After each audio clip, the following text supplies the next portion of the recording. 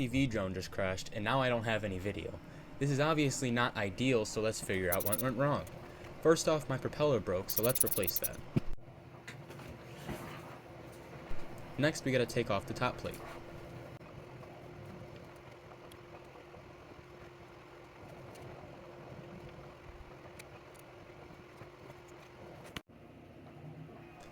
Now if you look closely here, the wire broke off, which is not good. I think this happened because the propeller broke and I tried to fly back to home, and the broken propeller caused so much vibrations it literally vibrated off the wire.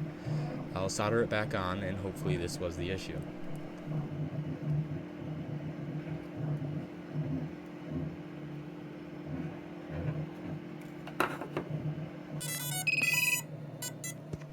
Looks like it was, so I'm glad it wasn't something worse, and thanks for watching.